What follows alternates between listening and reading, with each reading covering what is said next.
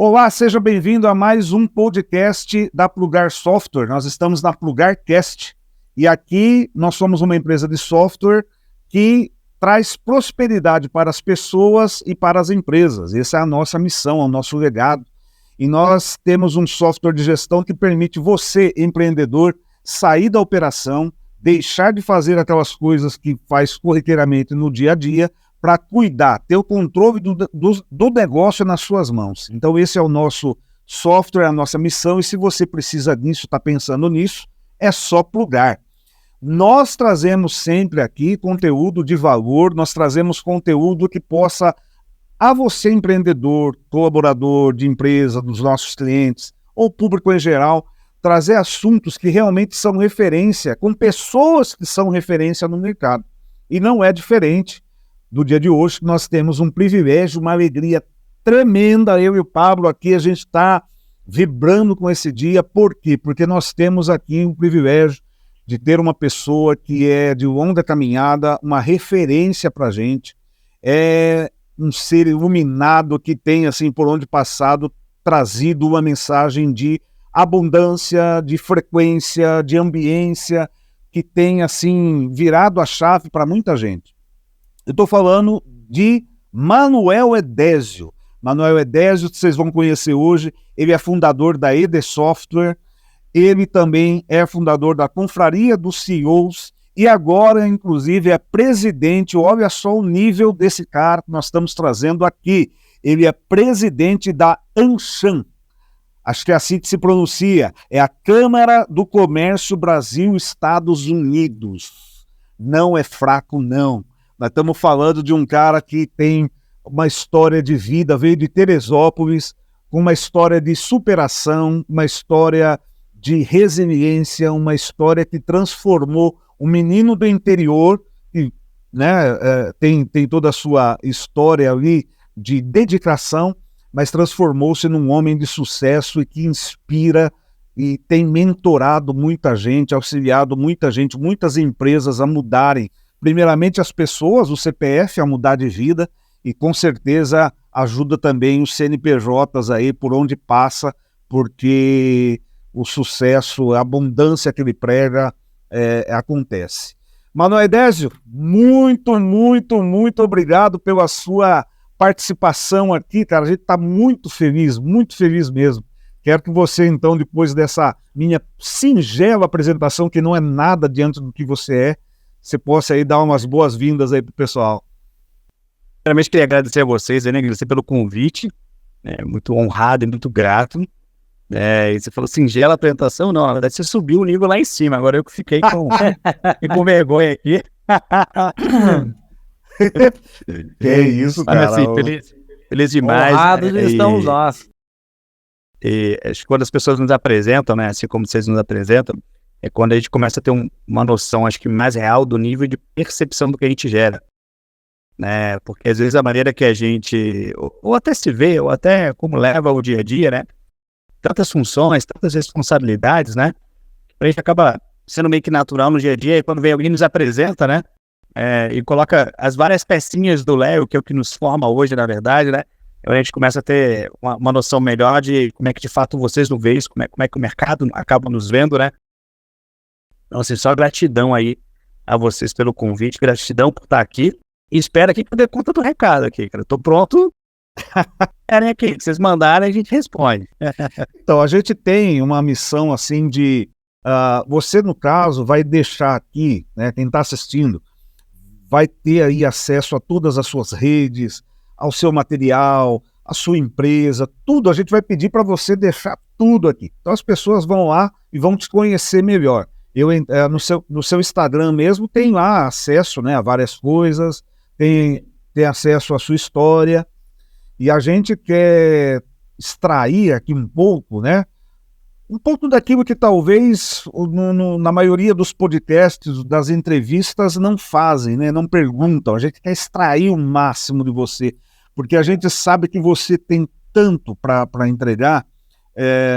Cada palestra sua que a gente participa, que a gente tem contato, né, vira a chave. Eu lembro de uma palestra que eu participei sua, que você falou da frequência, você mostrou, você vai lembrar dos vídeos, Cara, que fantástico aquilo.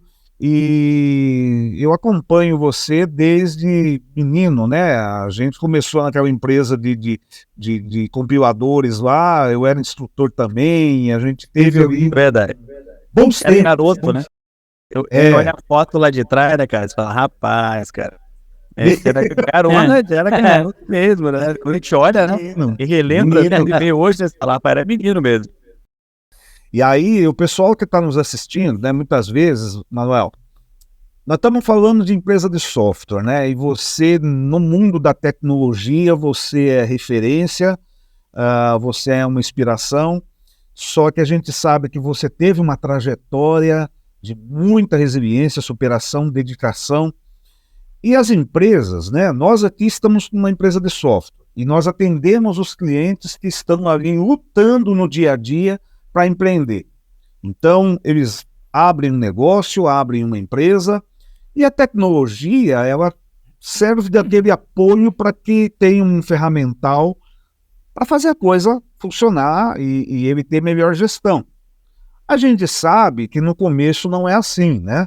No começo, ah, o empreendedor quer fazer de tudo, quer controlar tudo, quer olhar tudo, tem aquela mentalidade de que, puxa, eu preciso estar no operacional. Vamos começar por aí. Vamos começar assim, Manuel Edésio, com a sua história de sonhos, de gestão, de cultura, que é o que você transborda por onde passa. Qual é o caminho para o empreendedor ele mudar a chave, mudar a visão de que eu preciso ter como elemento não só esse dia a dia de apertar o parafuso para a coisa rodar, mas do início agora do podcast até o final, o objetivo seria a gente falar sobre esse caminho e que você pode trazer de conteúdo que você passou na sua história, dos momentos que você teve que deixar de ser operacional, que você teve que dar prioridade a uma coisa chamada cultura, de mentalidade, de gerir pessoas, que a gente sabe que hoje você tem um grupo grande e pretende ser enorme ainda, né? A sua visão para 2030. Partilha para esse empreendedor.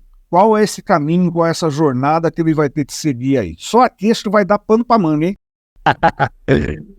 Então, gente, vamos do começo, né, cara? A pergunta ela é muito boa, né? Ela desdobra em muita coisa, essa que é a grande verdade, né? Mas uma coisa, acho que interessante, que eu quero começar pontuando, que eu acho que é o mais difícil. Eu vou começar a pontuar pelo mais difícil, tá? Inclusive, né, ontem, né, eu recebi uma pessoa na empresa e estava justamente falando um pouco sobre isso, né? Acho que a maior dificuldade do empreendedor, e eu estendo isso até um pouco mais para o intraempreendedor, tá? Porque assim, no final todo mundo é empreendedor, né? Ou a gente empreende assumindo o risco do negócio, né? Ou a gente empreende dentro de um CNPJ, que a gente é um intraempreendedor. Eu acho que a maior dificuldade que as pessoas têm, né, e acho que elas demoram muito para serem treinadas nisso, porque você não aprende na escola, seus pais não te ensinam, essa que é a grande verdade, você só vai aprender por interesse, ou você vai aprender se relacionando com pessoas que têm isso muito bem resolvido, né? É o fato do equilíbrio emocional. Porque o equilíbrio emocional, no final, consome o cara. Essa que é a grande verdade. E não importa se está no início da trajetória, no meio da trajetória, no final da trajetória, rampando, escalando, ou seja, se o cara não consegue ter equilíbrio emocional, é muito difícil a jornada, né? E por que é muito difícil a jornada? Porque quando a gente está lá atrás começando, a gente tem... Por que eu comecei pelo equilíbrio emocional? Você vai entender agora. Quando a gente está lá atrás começando, né? A gente coloca os nossos sonhos e define ali uma primeira jornada, a gente é muito focado, né, no bônus. O que nós queremos? Nós queremos faturar, nós queremos ter lucro, né? Nós queremos melhores equipamentos. Cada um tem para uma vertical ali diferente. O que a gente esquece de quando a gente pensa nisso se eu estou disposto de verdade a suportar tudo que vem junto. E geralmente a gente não pensa nisso. A gente não faz essa reflexão, né? Porque a gente só vê o lado bom das coisas. Então, crescer tem um lado fantástico, mas junto com o crescimento tem uma série de outras coisas, né? Quando você cresce uma empresa, que você começa a faturar muito, você vai ser roubado, né? E roubado financeiramente, você vai ser roubado, às vezes até em questões éticas, em questões de projetos, em questões, né, segredos de negócio, e às vezes a gente não está preparado para isso, né? A gente já está pensando em crescer, em expandir. Aí quando vem isso, você fala, cara, mas eu pensei que o jogo era assim. Eu não pensei, jamais imaginei, né, que essa pessoa ia fazer isso comigo, essa pessoa ia me trair, né? Ou jamais imaginei que aquele meu amigo lá de trás, né, ia me olhar agora de uma maneira diferente. A gente não está preparado para isso. A gente não está preparado para isso, porque a gente não para pensar nisso, né? Porque uma coisa interessante que eu gosto muito de dizer, quando a gente faz uma reflexão, por que seus amigos atuais, ou seja, os amigos mais novos, os relacionamentos mais novos, eles te apoiam muito mais do que quem começou com você lá atrás? Isso desde talvez de uma trajetória profissional ou aquela galera que brincava com você na rua de casa, né? Porque, na verdade, é extremamente difícil para as pessoas entenderem que elas vieram do mesmo lugar que você, elas tiveram as mesmas condições que você, elas tiveram os mesmos acessos que você, e você deu certo na vida e ela não. Porque no Brasil, dar certo é errado, dar certo é pecado, né? Por exemplo, o Adriano compra uma mansão. Aí quando ele vai contar, ele sente vergonha em contar. Ele fala assim, ele fala uma mansão, ele fala assim, não, é só a casinha melhor. Aí chega alguém e fala assim, não, Adriano, é uma mansão. Ele fala, mas é financiado. A pessoa sempre coloca o negócio no meio, né, para depreciar a conquista. Por quê? Porque parece que fazer sucesso é errado, né? Parece que você tem que estar sempre dando desculpa para as pessoas. Cara, eu, né, consegui chegar a um ponto mais que você, me desculpa por isso, né? Porque o outro fica ofendido, né? Então, assim, lá no começo da jornada, a gente não pensa no ônus que vem junto. E por não pensar no ônus que vem junto, o que acontece? É por isso que as pessoas desistem pelo caminho, né? Porque se elas pensassem antes, elas pensariam assim, bom, isso estava mapeado, eu tinha certeza que isso ia acontecer, né? Vai ser 3, 4, 5 anos tomando bordoada, está tudo bem, eu sei qual é o início e eu sei até onde isso pode ir, né? Então, quem começa a empreender, né, além de colocar as metas, os planos e os sonhos, tem que ter aquele pensamento contrário, que é, o que vem junto com isso? E eu estou disposto a seguir em frente ou eu não estou disposto a seguir em frente? Acho que isso fala muito sobre a questão de continuar, né? Ou seja, o que eu preciso de fato ali para continuar naquele momento. Só conectando nisso, por que eu tive isso, tá? E por que eu nasci com uma mentalidade, um pensamento diferente empresarial? Por conta da minha história de vida. Porque as pessoas quiserem ter acesso, elas assistem lá, mas, ou seja, a minha história de vida foi uma história muito difícil. Então, eu já enfrentei dificuldade lá atrás. Então, para quem enfrenta dificuldade lá atrás, né, a gente já sabe que vai tomar bordoada lá na frente. Então, quando a gente resolve, né, construir um projeto ou seguir com um novo projeto, automaticamente a gente já mediu tudo, já mediu o que a gente quer com o meta objetivo e também já trouxe junto todo ano que aquilo vai carregar, porque senão, de fato, a gente não suporta. Então, acho que esse é o primeiro ponto, né? Mentalidade. E aí, mentalidade, inclusive, Adriano, vai conectar na palestra que você assistiu, que é a palestra de frequência, né? Que é uma coisa muito difícil de se fazer, é andar com pessoas que tenham a mesma mentalidade. E eu costumo dizer o seguinte, o melhor é você se relacionar com pessoa, que é o ideal, chegar onde você quer chegar. Mas isso é difícil. Quer dizer, é muito difícil quando você está começando uma caminhada ter acesso a essas pessoas, tá? Mas se não tem acesso a quem chegou onde eu quero chegar, pelo menos se relacione com quem quer fazer o que você quer fazer. Porque a pior coisa é você quer crescer, você quer contratar, você quer expandir, aí você conversa com alguém que não quer nada disso. Aí olha para você e te questiona, né? Por que você quer isso? Por que você quer aumentar o tamanho da sua empresa? Né? Você precisa, por acaso, de mais uma sala? Né? Mas, ou seja, a realidade dele, a visão dele é completamente diferente da sua. Como as frequências são diferentes, automaticamente, o que vai acontecer? Né? Você vai pensar aqui, ele vai pensar aqui. Isso tem uma maneira de conviver junto.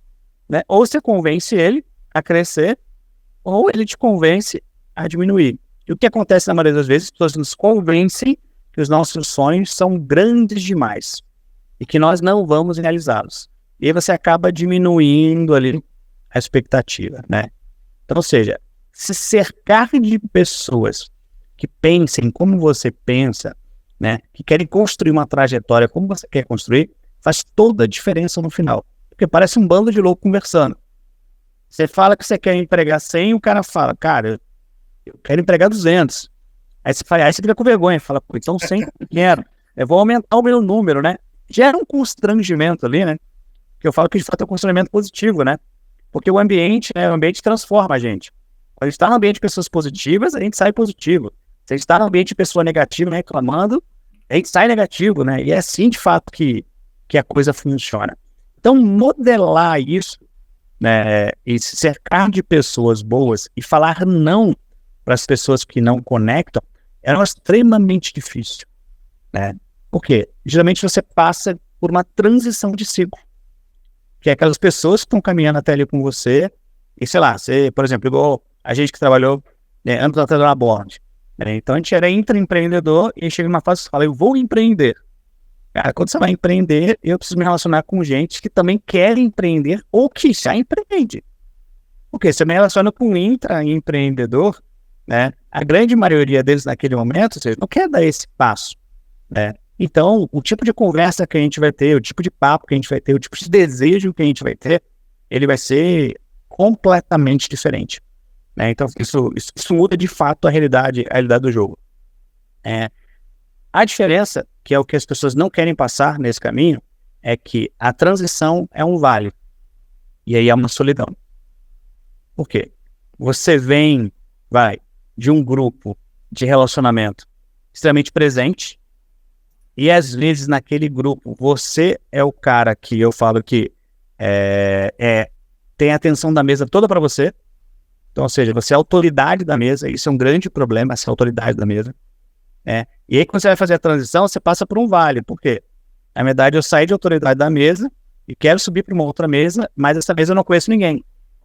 E às vezes no meio do caminho desse vale, dessa solidão, né, você fala, caramba, cara, eu acho que eu vou voltar lá atrás, porque eu tô sentindo falta daquilo.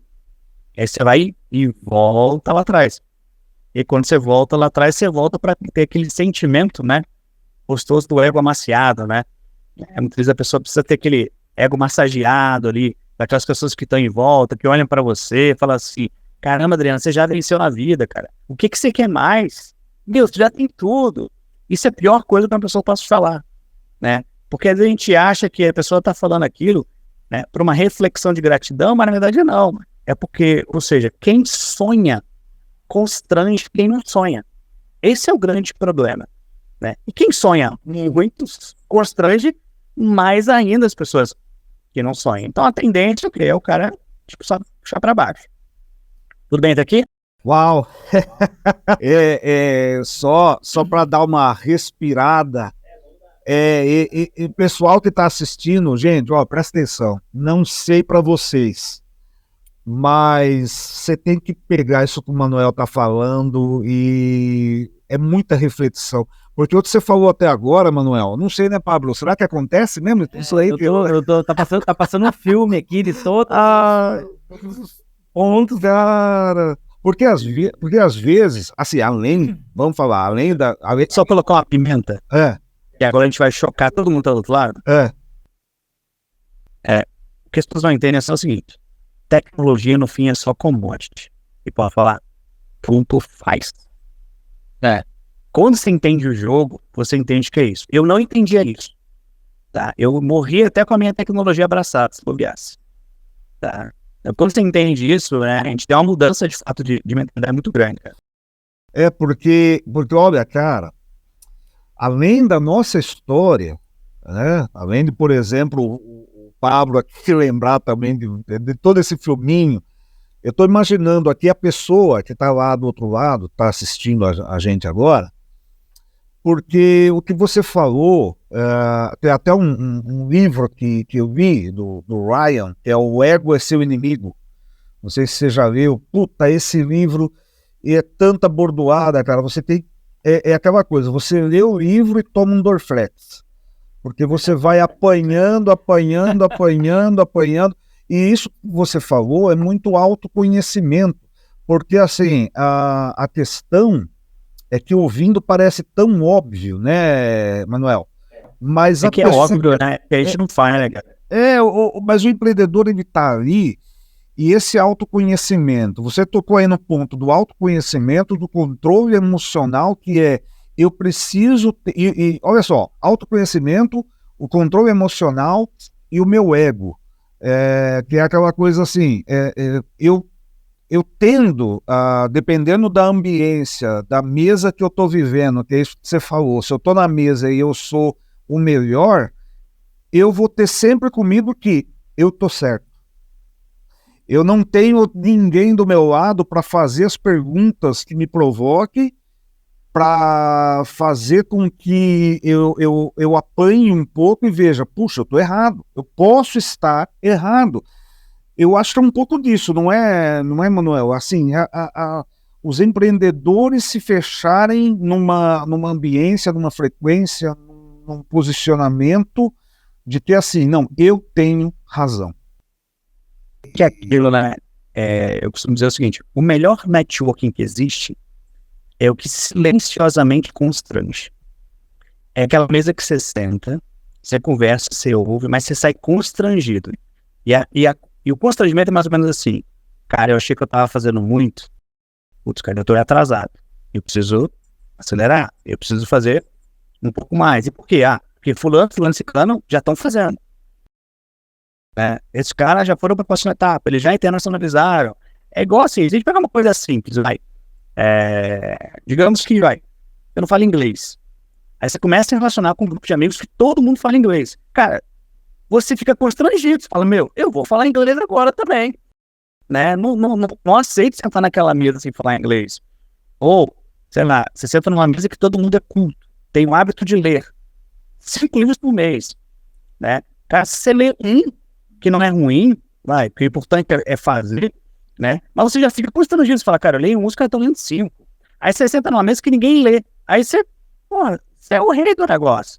E esse é o problema, né? Porque o rei, às vezes, né, a pessoa massagear o seu ego, te elogiar e tal. Isso é gostoso, cara. Isso é gostoso, cara. E ele fala que a gente tem que ter muito cuidado com o elogio, cara, né? Porque o elogio, às vezes, cara, a maneira que ele vem, ele faz você parar. Porque você se acha demais. Eu costumo dizer o seguinte, cara, elogio é um negócio que quando vem, você tem só que cheirar. Eu falo assim, você cheira e fala assim, parece bom, mas deixa ele passar, né?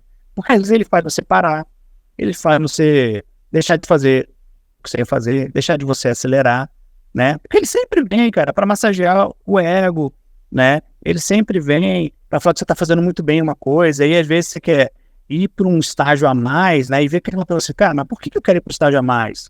Do jeito que tá, já tá tão bom e todo mundo reconhece que isso é bom. Esse é o grande problema, né? Então eu falo que a gente tem que só cheirar, cara. Parece que é bom, mas deixa passar e a gente segue a nossa jornada. E nesse ponto a gente pode tocar na mentalidade também do empreender sozinho, né? Daquele momento seu sozinho ali, nesse papo desse pensamento, porque muitas vezes você é arrogante de você tá ali, mas só que a mentalidade sua você está querendo buscar, você não quer entrar naquela zona do seu elogio, conforto, muitas zonas de conforto. Do elogio, da zona de conforto, porque assim, no network você tem que buscar crescer, né? Essa posição de você tá o melhor ali, entender que você é o melhor. Tem que ir para...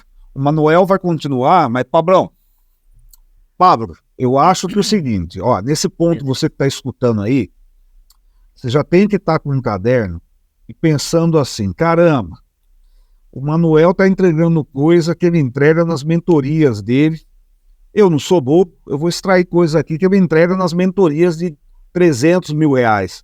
E você está escutando isso aí do outro lado, você tem que ter um caderno e anotar e falar, caramba, eu posso estar errado, tem autoconhecimento, tem uma zona de conforto, tem o meu ego, tem a minha, o que mais, arrogância seria? Tem tudo isso daí, né? E que você do outro lado aí Toma um Dorflex, que o Manuel vai continuar, e é muito importante essa reflexão, tá? Nós temos uma empresa de software. Manuel, isso daí que você pegou é uma coisa importante, interessante também, porque às vezes a gente se apega, vamos falar desse ponto, nós aqui, às vezes a gente se apega àquele conteúdo técnico que precisa evoluir, né? E a gente se prende, né?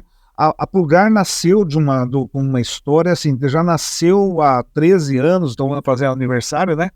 Já nascemos em nuvem, já nascemos uma empresa há 13 anos atrás, já com tecnologia avançada, e a todo momento a gente sente que é necessário morrer e nascer de novo. Morrer e nascer de novo para que você esteja à frente, não olhando com um foco nosso, mas o foco do que o cliente precisa. E aquilo que você falou é importante. A tecnologia, né, é commodity. Né? E ao ponto que então você tem que usar a tecnologia, você tem que usar os instrumentos, a ferramenta para que aquilo não seja simplesmente um software commodity, mas seja uma solução ampla que leve um leque de experiência para o cliente, que faça com que ele, né, tenha meios de sair dessa zona de conforto que é o operacional, encher-se de tarefinhas do dia a dia, para ele falar assim, não, eu tenho uma tecnologia como meio, mas que está embarcada de uma solução, de uma consultoria, de uma mentalidade que leva à frente. Eu ousaria dizer, Manuel, que você sempre foi um cara que ousou em usar tecnologia como meio para essa mentalidade que você prega e vive, correto? Exatamente, cara. E você falou uma palavra-chave aí, cara, que é o negócio de matar o que você precisa matar todos os dias. Acho que isso é o mais difícil. Aí eu vou falar um pouquinho do que eu vejo dos empresários. Legal. A gente fala do mercado de software, especificamente, eu acho que é mais difícil. Mercado de software, especificamente, o que eu percebo? Você tem empresas extremamente apegadas ao produto, muito apegadas ao produto, e muito apegadas à tecnologia. Tá? Isso faz com que, por exemplo, essas empresas, cara, vamos construir um produto novo. Vamos fazer uma analogia aqui. O cara que nasceu em desktop e depois vai para a web. Ele quer, cara, enfiar na web produto desktop. Será?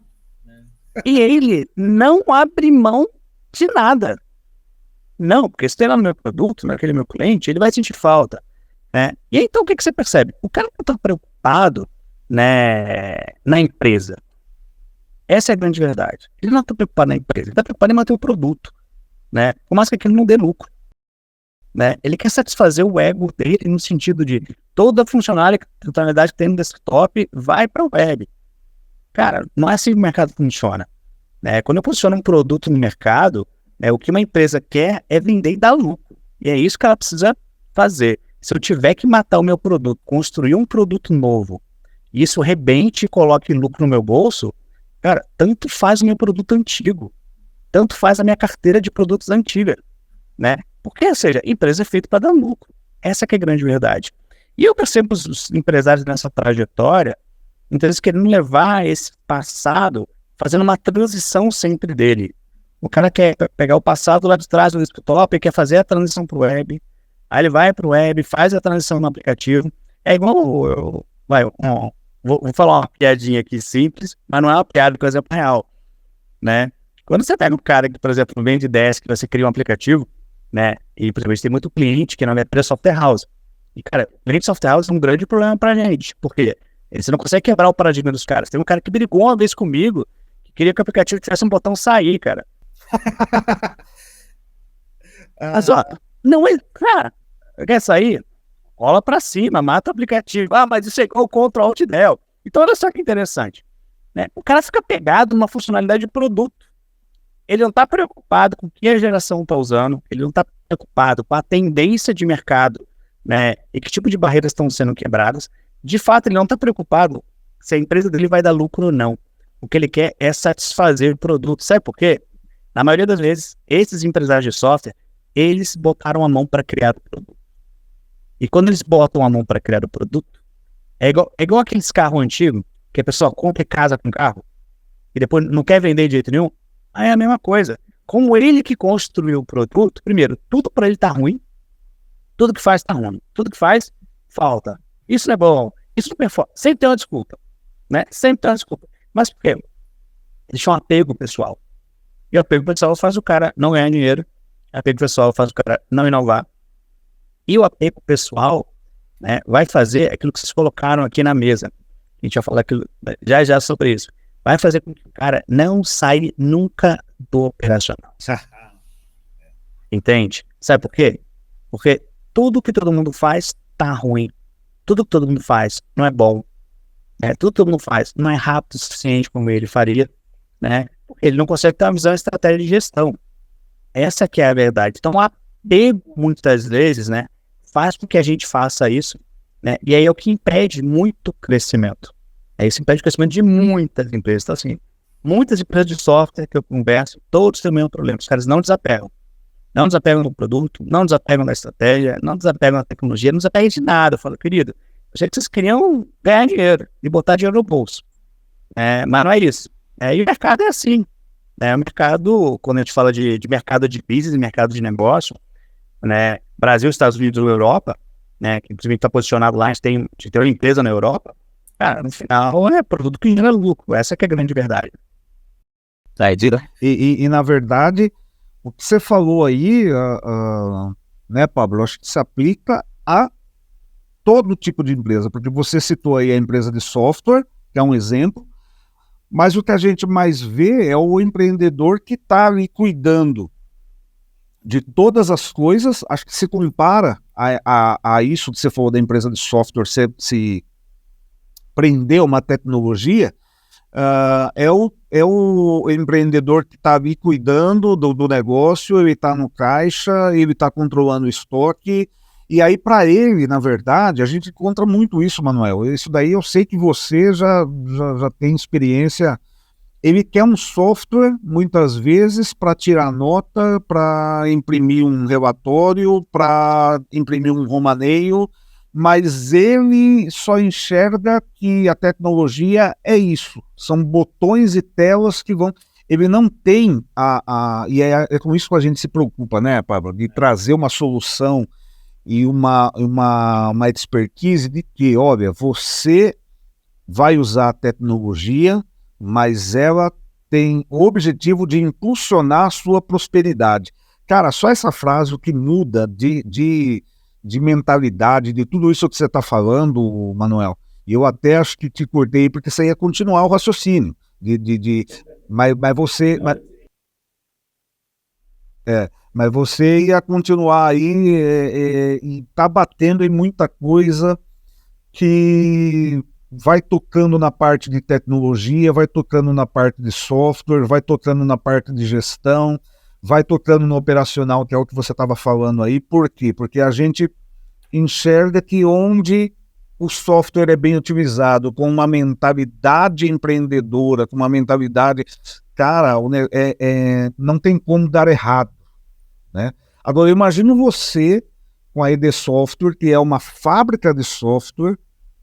Cara, quanto desafio. Eu acho que você tem uma história para contar que... Sim, eu acho que, voltando um passo atrás, aí tá pegando o lado tanto do empresário, dependendo de ser de software ou não, uma coisa que eu vejo muito no mercado, e aí eu vou falar de empresas, depois a gente traz isso para pessoas. Tá. Tem uma frase que eu gosto muito, que diz o seguinte, que é mais ou menos assim, o crescimento do negócio está diretamente relacionado ao crescimento do dono do negócio. Bom negócio. Negócio que não cresce é porque o dono não cresce. Equipe, vamos falar, liderados que não crescem é porque o líder não cresce. E aí, quando a gente fala de crescimento, vai estar ligado a um outro pilar, que é investimento. Então eu vejo, né, empresários que sentam comigo e falam assim, cara, eu quero faturar 1 milhão. Aí eu só faço a seguinte pergunta, você já investiu 2? E a resposta é sempre não. Por quê? O empresário brasileiro, né, ele tem uma cabeça de sangrar muita empresa, tirar muito dinheiro da empresa, ele tira para fazer tudo da vida dele, mas ele não volta nada de volta e nem investe. E isso também acontece com as pessoas, né? Isso é muito interessante. A pessoa chega para você, né, e fala assim, cara, eu quero um emprego para ganhar 20 mil. Aí a minha pergunta sempre é, você já investiu 40 em você? Não, o cara quer ganhar 20 mil gastando 500 com curso. Cara, desculpa, não vai ganhar 20, né? Enquanto eu não abrir essa minha mentalidade de investimento, tá? Não tem como eu dar os próximos passos. E aí tem um outro negócio, né? Que no nosso mercado, especificamente de software, né? Eu vejo que existe muito bloqueio, né? Quando eu invisto, faço qualquer tipo de investimento, né? Ou seja, me expondo a um risco. Porque o investimento ele pode dar certo e pode dar errado.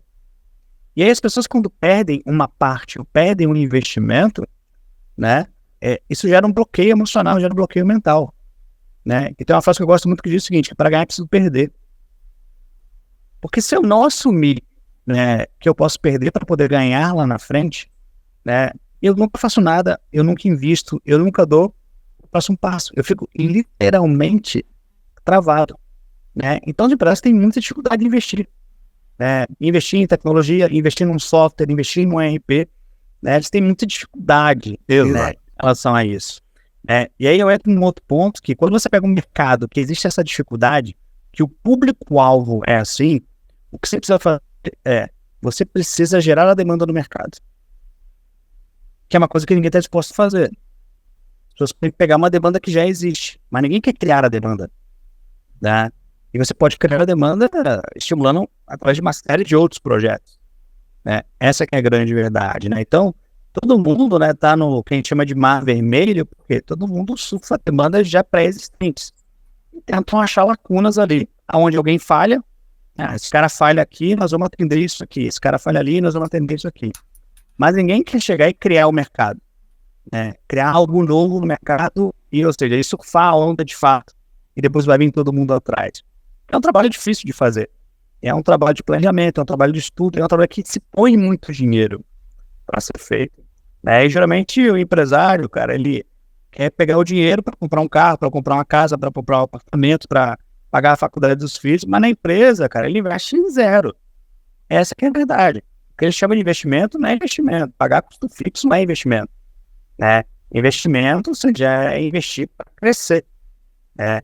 E investir aonde? Tem hora que a gente vai colher, tem hora que a gente não vai colher. Quando a gente não colhe, é aprendizado.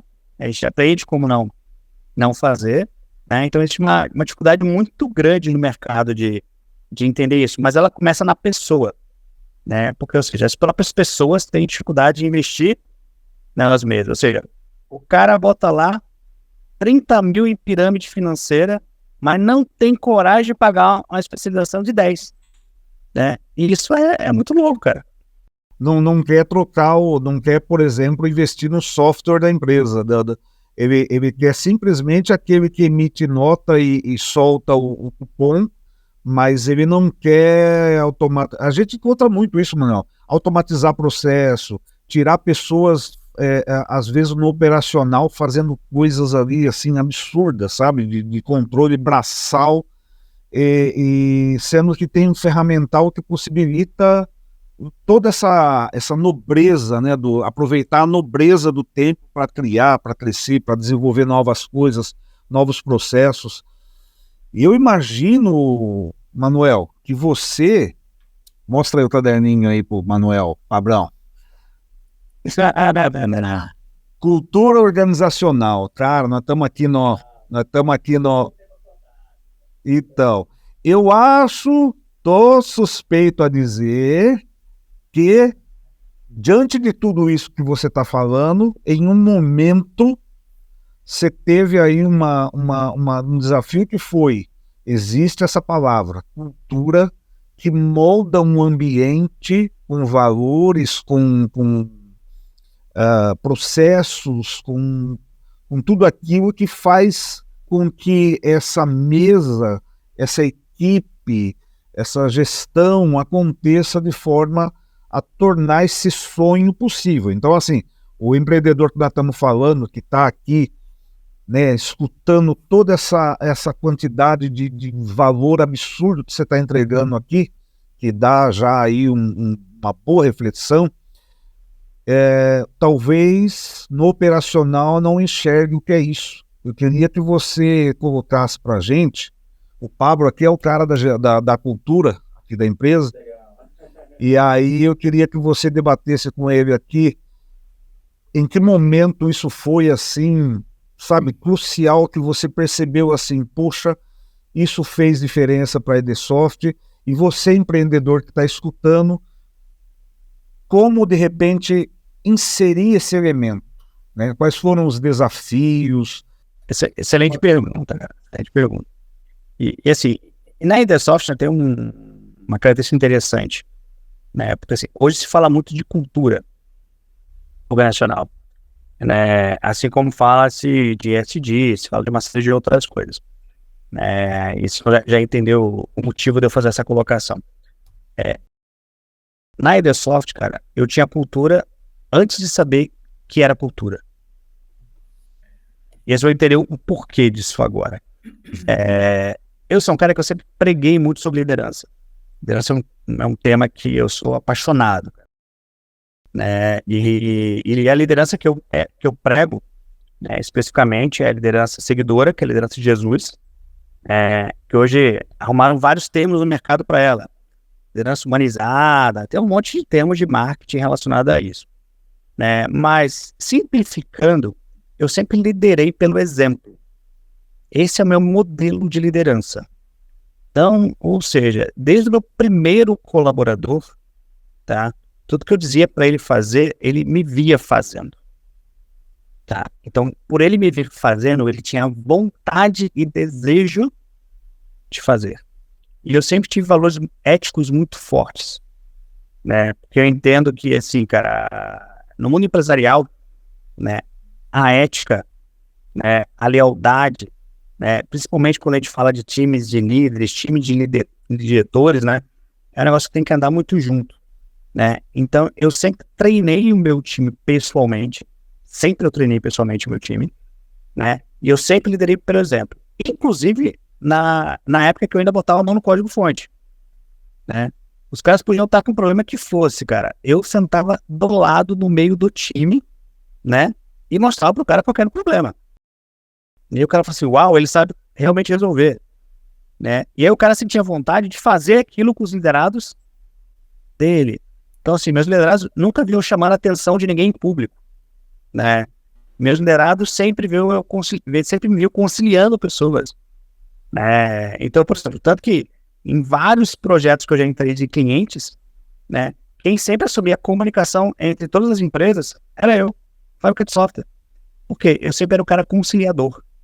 O pau tava quebrando, a responsabilidade nem era minha. Eu pegava todo mundo e falava, vem cá, gente, vamos sentar aqui, vamos se acertar, porque senão esse negócio não vai chegar ao fim, né? Então, eu sempre fui exemplo pro meu time, né? E quando você é exemplo do seu time e você quer crescer, quando se fala de cultura, aí você tem que ter um cuidado, né, muito específico, que é como é que eu faço para que o meu time possa replicar isso? Porque aqui é que está o grande segredo, né? Uma coisa é o cara que convive com você, tem a referência, né, de você. Outra coisa é quando a empresa cresce, né, e alguém ali vai da sua confiança, alguém que você contratou, vai liderar um time e tem que replicar a sua cultura, né? Porque é nesse momento do crescimento que a cultura se perde. Por quê? Se eu pego uma pessoa que não tem os meus valores, né? Se eu pego uma pessoa que não entende claramente por que a gente faz o que a gente faz e para onde a gente está indo, a tendência é o quê? É dela replicar isso, né, de uma maneira, né, que não é a maneira que eu ensino. E aí é onde a cultura começa a se perder dentro da empresa. Então, assim, eu errei muito com liderança já. Muito. Tá? E também acertei muito. Então, assim, o que eu fiz, na verdade, para criar uma base forte de cultura? Eu formei um time de liderança muito forte que tivesse os meus valores. E como é que eu fiz isso? Né? Que aí acho que é a grande cereja do bolo. E quando eu conto isso para os empresários, né, eles ficam desacreditados. Eu sempre treinei meu time de liderança na rua. Sabe o que é na rua? É pegar meu time de liderança, levar para um outro lugar, como se a gente fosse fazer uma outra coisa, e na convivência de situações comuns, entender se aquele cara tem os meus valores ou não tem. Se aquele cara coopera ou não coopera. Se aquele cara serve ou não serve. Se ele ajuda ou não ajuda. Eu já dei aula para os meus líderes, pra terem uma ideia, no meio da rua do Centro Antigo de Curitiba. Para ensinar, sabe o quê? Inovação. Eu fui ensinar inovação dos caras no meio da rua. Né? E por que eu faço isso? Porque eu entendo que o ambiente público e o ambiente fora da empresa é onde as pessoas se desarmam e é onde elas se mostram de verdade. Então é onde você vai perceber se um colega vai esperar o outro. É onde você vai perceber, convivendo entre essas pessoas e dividindo um quarto, se ela vai respeitar o espaço do outro. Né? Então é onde você vai começar a perceber e vai olhar para um e falar assim, bom, aquele ali tem os meus valores, esse dali não tem. Porque dentro da empresa é muito difícil perceber isso. Né? E quando a gente não percebe, a gente forma monstrinhos. Porque quando você bota esses caras para liderar, eles destroem o time inteiro. Eles passam por cima das pessoas, eles destroem a vida das pessoas, as pessoas entram em depressão, elas entram em crise de ansiedade. Cara, afeta o resultado da empresa completamente. Né? Então, quando eu entendi como fazer isso, eu passei a treinar pessoalmente, escolher pessoalmente e demiti-los pessoalmente. Tá? Porque não é sempre que a gente acerta. Vai ter hora que você vai errar. E aí você precisa demitir rápido. Para quê? Para que a cultura que você gerou vá embora. Aí entra o algoritmo lá da frequência. Se eu tiver 50% mais um tocando a cultura da minha empresa pro lado errado, cara, vai a empresa inteira pro lado errado. Então, ou seja, eu preciso cuidar para que as peças principais estejam de fato replicando isso, né, da maneira correta. E hoje em dia nós temos um grande desafio, que é o home office, né? Que é uma pimenta aí, né, cara, no meio desse negócio, que é como é que se sustenta uma cultura em home office. Ainda mais como times novos nascem no home office, né? Que é muito diferente, cara. Então, aí só voltando um pouco, então assim, eu sempre liderei pelo exemplo. E por liderar pelo exemplo, sempre treinar o meu time pessoalmente, e eu faço isso desde que eu abri a empresa, né?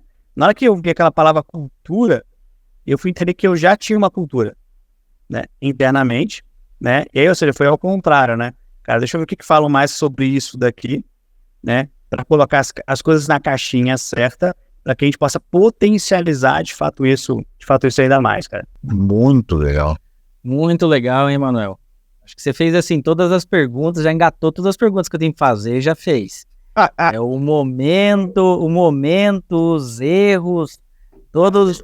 Posso contar uma história para vocês de cultura, que é interessante?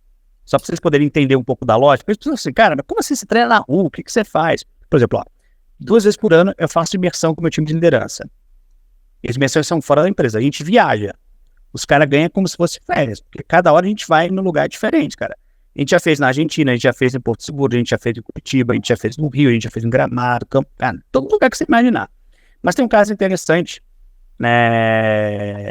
Teve uma vez que tinha uma pessoa da minha equipe especificamente. Assim, eu tenho um valor muito grande comigo, que é o seguinte: eu tenho um alvo muito longo, tem várias metas que chega até lá.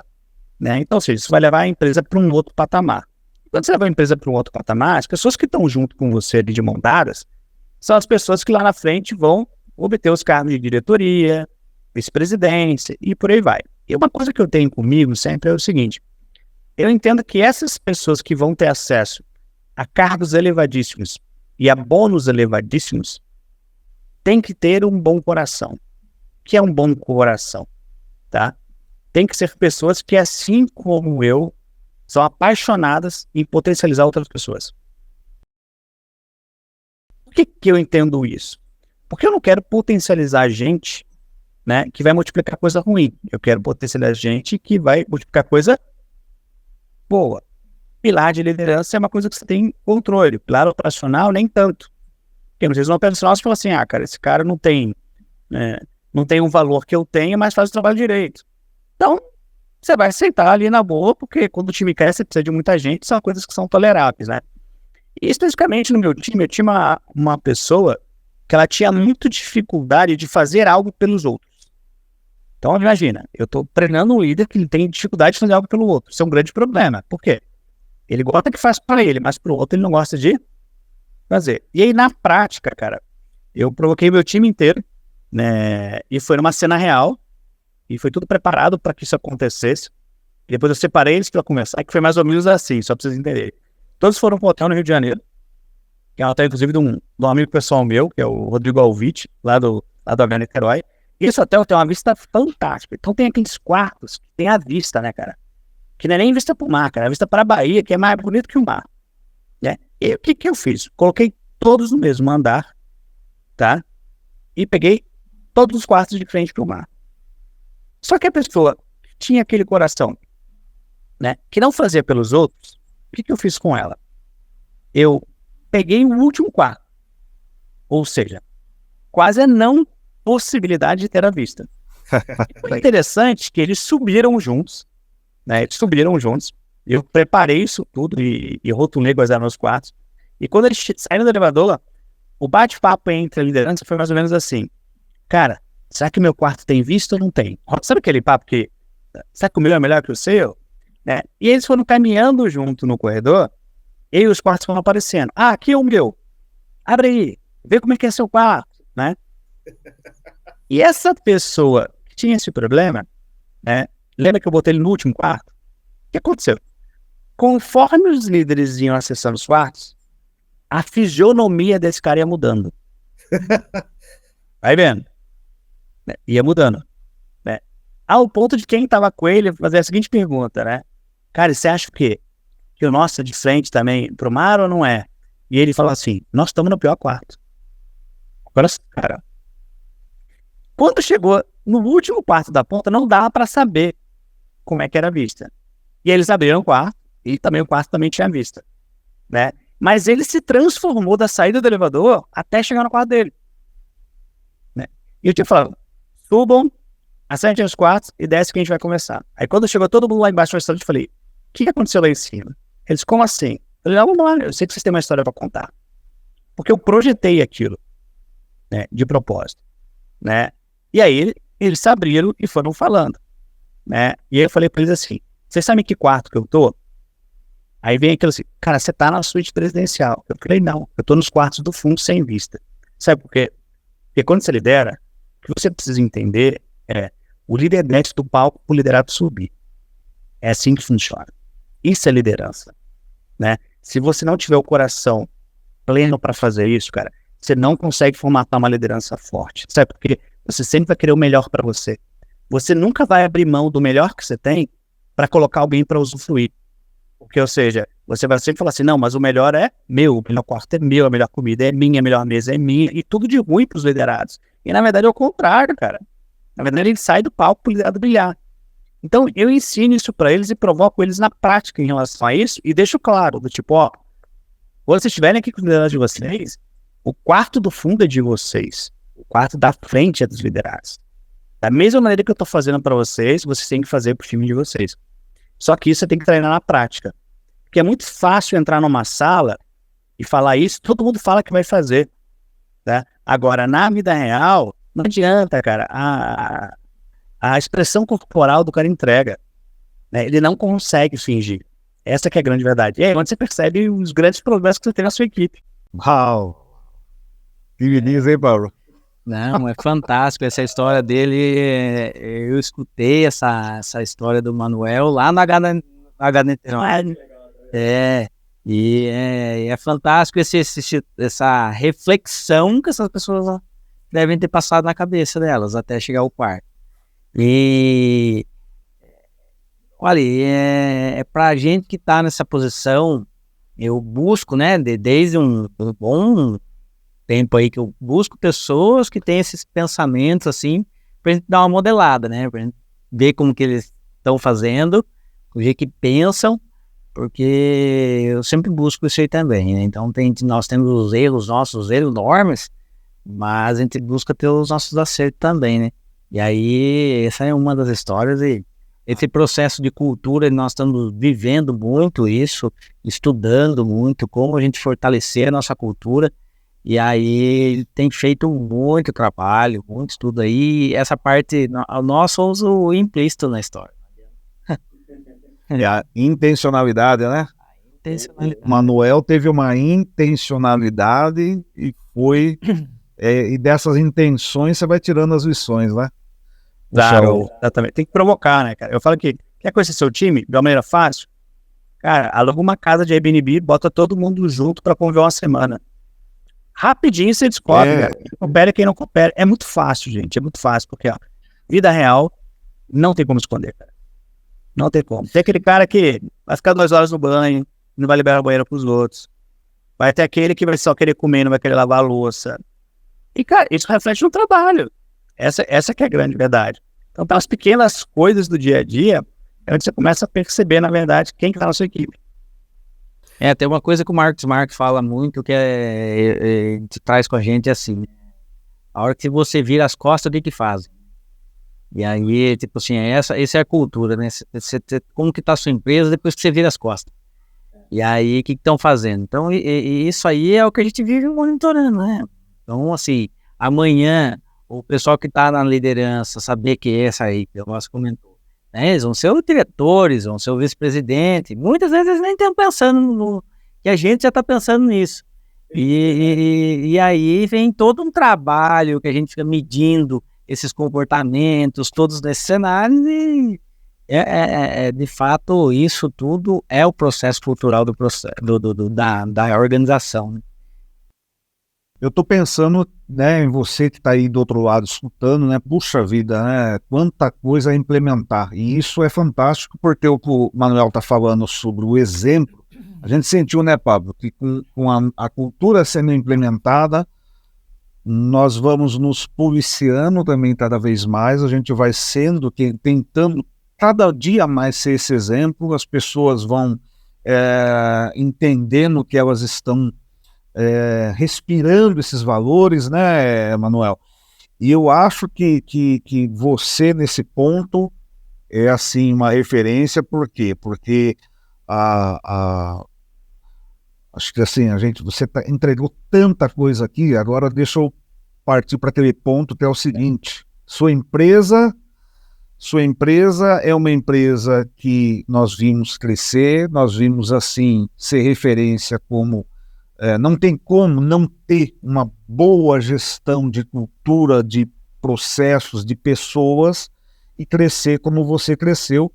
E eu sei, né, que a pessoa, o empreendedor que está ali do outro lado, ele está entendendo que é tanta coisa que precisa refletir, que ele está anotando ali sobre cultura, sobre sair da zona de conforto, sobre não estar sempre certo, o ego, enfim, é tanta coisa que o Manuel entregou aqui. Se você dormir essa noite, se você estiver assistindo isso aqui, se você dormir depois desse podcast, é porque você já morreu, não é possível. Você vai ter uma dor de cabeça aí para refletir. E aí, Manuel, eu lembro, né, sempre repito essa situação. Tem um livro que eu li, do Essencialismo, que fala do Phelps.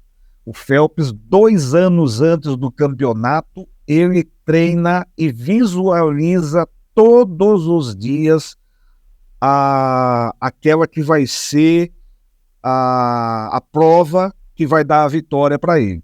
Então ele tem assim, diante de tudo isso que você falou, o controle emocional, a visualização, a cultura traduzida em hábitos, em rotina, em valores.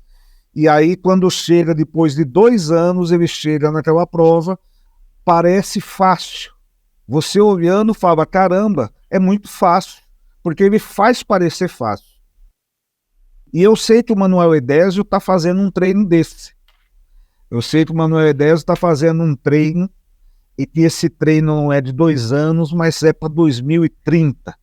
E aí, o empresário, o empreendedor que está ouvindo a gente, ele talvez tenha essa deficiência, essa falta de ter metas, planejamento, sonho e onde a cultura vai levar. Queria que você, Manuel, falasse, que história é essa? Que treino é esse que você está fazendo para 2030? Qual que é a história do Manuel Phelps? Vamos lá. Na verdade, cara, desse treino, isso começou em 2018. Né? Hoje se fala muito em 2030, até em vários países, né? Tanto que quando eu criei essa hashtag lá atrás, Rumo a 2030, só eu falava sobre ela. Eu já vejo um monte de gente falando sobre Rumo a 2030, né? Mas ela nasceu em 2018, né? Ela nasceu com um propósito, né? Porque eu costumo dizer o seguinte, a Airsoft é uma fábrica de software, né? Certificado CMM nível 3, ou seja, a gente igual a gente, ou seja, com a nossa certificação, só existe 27 empresas no Brasil, então a gente foi a 28ª. E eu costumo dizer o seguinte, que na verdade, o que a gente faz para financiar o que a gente mais gosta de fazer. E o que mais a gente gosta de fazer é mudar a vida das pessoas. É pegar uma pessoa, né, que talvez não tinha perspectiva de vida, trazer ela, treinar ela, capacitar ela para o setor específico que ela quiser ser desenvolvida, empregá-la e fazer essa pessoa mudar a realidade dela e a realidade da família dela. Então, assim, isso é o que nos move no final. Essa que é a grande verdade. E quando nasceu esse alvo lá em 2018, ele nasceu para transformar muitas vidas.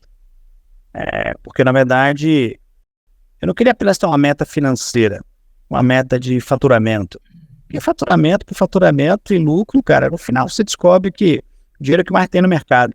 Mas que o empresário, quando não tem acesso, acha que é o que mais falta, na verdade não, o dinheiro é o que mais tem. Essa que é a grande verdade. E a gente traçou lá atrás um grande alvo, que era o quê? Daqui em 2030, né, o nosso alvo é estar empregando 1.500 pessoas. O que isso significa para a gente? Significa transformar a vida de 1.500 pessoas. Pedirá o que tem no entorno, que são muitas famílias. Então, esse é o nosso alvo, na verdade. Quando eu comecei essa jornada, né, sempre me questionavam muito, né? Se eu sabia como eu ia chegar lá. E, na verdade, você nunca sabe como você vai chegar lá. Eu sei como eu chego no próximo ano. Não sei como eu chego daqui a 10 anos, porque muitas coisas acontecem, né? E o que as pessoas esquecem o que as pessoas mais esquecem de uma jornada é que, assim, elas acham que elas têm que acordar amanhã e sair mudando tudo. E fazendo tudo. E eu gosto de trazer uma fórmula matemática muito interessante para provocar as pessoas, que é o seguinte. A diferença da pessoa que é 1% melhor a cada dia para a pessoa que é 1% pior durante um ano, a diferença entre os dois é de 125.900 vezes. O que você precisa ser é só 1% melhor do que você foi ontem. É só isso. Porque o que você precisa é ser constante. E a maioria das pessoas, elas não são constantes.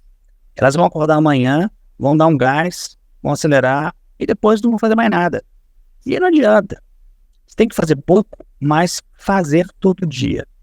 E é assim, de fato, que a gente ganha um jogo. Porque o caminho, na verdade, ele se faz caminhando. Eu gosto muito de comparar a minha visão como um carro numa estrada à noite. Porque a visão ela é progressiva. Quando você acende o farol de um carro, você enxerga o quê? Sei lá, ali os próximos 3, 4 quilômetros. Para você chegar aos próximos 4, você precisa andar 4. Assim é a vida do empreendedor. Ele quer buscar resposta para tudo, cara. E não adianta querer buscar resposta para tudo porque não tem resposta. Eu preciso sair do lugar, eu preciso caminhar. Porque quando eu caminho, as respostas acontecem. Quando eu comecei lá atrás, né, a gente não tinha empresa em Portugal. Né? Eu não era presidente da Anshan. Né? Eu sou presidente da Anshan hoje, uma das câmaras aí que mais tem renome do Brasil, na cadeira de inovação e tecnologia. Mas se eu não tivesse me movimentado lá atrás, dia após dia, de pouquinho a pouquinho, isso não estaria acontecendo hoje. Porque as pessoas olham só para o feito, né? Ah, cara, ele abriu uma operação em Portugal. Ah, agora tá fácil, é presidente da Anshan, tem acesso a um monte de empresa, a um monte de informação. Não, cara. Na verdade, isso é a soma de um esforço positivo, 1% a cada dia, desde 2018. Nós estamos em 2024, estamos falando de 6 anos, né? Onde você começa a ver os resultados mais expressivos aparecerem, porque é onde as pessoas olham para você, né? Quando mais expressivo aparece, né? Que vai para mídia e todo mundo fica sabendo, né, cara? Mas, ou seja, 3 anos atrás ninguém queria saber de mim. É verdade. É aquele de repente, né? De repente o Manuel Edésio deu certo. E tem outra, né? Quando a gente faz tecnologia, né? Eu sempre trabalhei com tecnologia, sempre, e desde 14 anos de idade. Então, isso é uma outra coisa interessante. A maioria das pessoas, elas não chegam onde elas querem chegar só por um motivo, tá? Vou falar dois, são 2 motivos. Primeiro, elas não sabem onde elas querem chegar. Então, isso é um grande problema. Se eu não sei, cara, é um grande problema, né? E o segundo, entra naquilo que a gente falou logo no início que a gente começou. Ela não está disposta a suportar todo o ônus que vem junto para chegar lá. Aí ela desiste no meio do caminho. Ou desiste muito próximo de estar chegando, né? Porque não adianta. Se eu quero chegar de fato onde eu quero chegar, se eu quero empregar 1.500 colaboradores, cara, vem um monte de problema junto. Se com um time de 10 eu tô arrancando os cabelos, né? E não quero ver ninguém, não quero conversar com ninguém, dirá com o time de 1.500, né? Então, assim, vem muita coisa junto. Que a pessoa pensa, na verdade, quando ela olha para isso, fala assim, lá na frente o cara vai ter lucro, lá na frente o cara vai colocar dinheiro no bolso. Cara, isso é o que menos importa, na verdade. Isso é o que menos importa, né? Se não tiver um porquê forte, você não sustenta nada disso. No meio da jornada você vai parar. Você não vai querer continuar, você não vai querer dar o próximo passo. Então o porquê tem que ser muito forte. E aí uma pessoa uma vez perguntou assim, tá, e quando chegar em 2030, você empregar 1.500, o que você vai fazer? Aí eu falei, então, 1.500, entenda que isso é o propósito. Cara, se eu tenho um puta tesão, desculpa o termo aqui, de empregar 1.500, eu vou ter um puta tesão de empregar 5.000, cara. Não é o dinheiro, não é o lucro que gera. É a transformação, né, que a gente tem, na verdade, de olhar para trás e deixar legado. De olhar e falar assim, cara, eu tô melhorando o meu país. Eu tô melhorando o meu bairro. As pessoas que eu contratei melhoraram a família dela. O cara agora tem condições de pagar uma escola pro filho, pagar uma faculdade pro filho. É isso que nos move. Essa que é a grande verdade. É o Simon Sinek fala do jogo infinito, né? Exatamente isso, é um ciclo infinito. As pessoas acham que transformou 1.500, parou. Não, cara, agora que ficou legal, né? Agora a gente consegue, usar o lucro para financiar ainda mais essa operação, para fazer com que a coisa ainda faça muito mais sentido. Poxa, meu Deus. Manuel, eu acho que nós já abusamos de você, da sua disponibilidade, mas eu creio que a missão foi concluída. A gente conseguiu extrair aqui, cara, coisas que, assim, poucas pessoas ouviram de você. Eu tive o privilégio de ouvir já muitas vezes. Poucas pessoas conhecem esse sonho de uma visão, de meta, de cultura, de valores, de superação, e hoje a gente está tendo a possibilidade de trazer você aqui no Prugarcast, da Prugar Software, e tornar isso conhecido, né, das pessoas, dos nossos clientes, o público em geral que vai assistir esse podcast aqui. Então, assim, eu queria, agradecer muito, muito, muito. Eu queria que você deixasse aqui todas as suas redes, como que o pessoal te acessa, como que eles conhecem mais daquilo que você faz. Abre o jogo aí e, se você quiser, já colocar até as suas considerações finais, sua mensagem final aí para esse empreendedor que com certeza vai fritar a cabeça aqui te assistindo. A palavra é sua. Legal, primeiramente queria agradecer a vocês, né? Agradecer pelo tempo de vocês aí também, pelo bate-papo, que foi sensacional. Acho que a melhor maneira de me encontrar é através do meu Instagram, @manueldésio, depois você pode deixar escrito aí. Lá você tem um link para um testemunho que eu dei da minha vida, conta a história de vida, treinamentos gratuitos que eu dou vários treinamentos gratuitos, e pessoas que acham que me acessam só pagando. Na verdade, tem um treinamento nosso, né, que chama CD Soft Leadership, que é a formação de vida, na verdade. Hoje muitas empresas mandam os liderados para lá. Esse último ano que a gente roda esse treinamento gratuitamente, a gente sempre roda ele uma vez ao ano. É um treinamento que transforma muito a vida das pessoas, mas pelo meu Instagram você tem acesso a tudo. E assim, se eu tivesse que deixar um recado aqui para todos que estão nos ouvindo, né? Empreendedores, intraempreendedores, né? E por aí vai, eu começo com muita gente, acho que de todos os dias, e agora não só mais no Brasil, né? Brasil, Portugal, Suíça, né? E independente do lugar que a gente vai, né, eu teria muitos ensinamentos para deixar, mas eu preciso falar. Primeiro eu falei no início desse podcast, para mim é super importante, mas tem um segundo que eu preciso reforçar, e eu quero reforçar com uma frase, tá, que vocês vão entender, que diz mais ou menos assim, que 90% do resultado que você não tem está conectado diretamente ao network que você não fez. Ou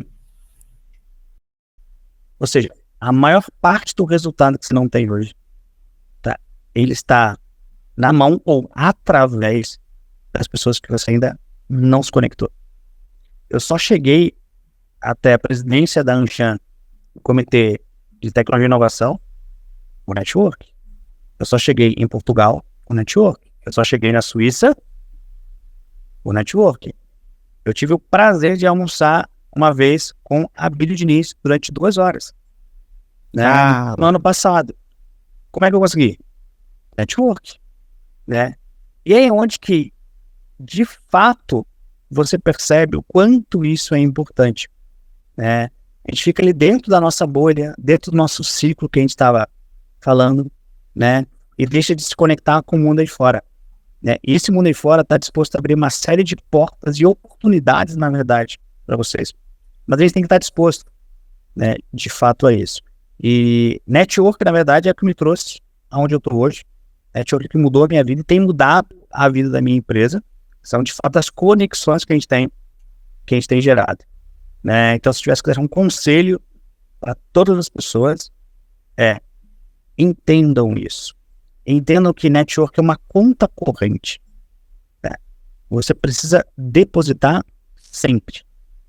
E você só saca, né, de fato, em extrema necessidade. Ou seja, eu preciso ter muito crédito para sacar, ao ponto que aquele saque seja imperceptível.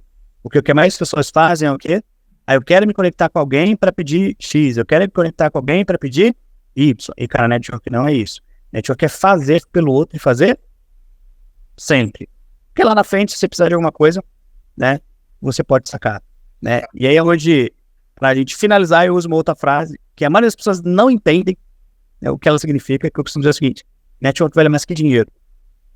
Aí tem gente que fala assim: entendi, network vale mais que dinheiro, porque se eu nutro o network, depois vem dinheiro.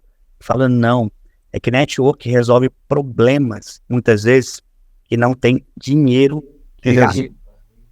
E é isso que a gente não entende. Uau! E aí, empreendedor, você está aí ouvindo isso, olha, e aí tudo volta, lá no início do podcast, aí eu tenho que reassistir o podcast para você entender que se eu estiver no operacional, como é que eu vou fazer networking? Então, é bastante coisa para a gente refletir, assim. Nossa, Manuel. E além de tudo, eu queria deixar aqui uma outra dica. Vocês podem acessar o Instagram do Manuel Edésio, que há um bônus a mais que está ali disfarçado, é que você vai aprender a ser elegante, igual ele. Você vai ver as fotos, as produções. Só nisso você já está ganhando muito, tá? Que o Manuel preza por isso daí. É um chique.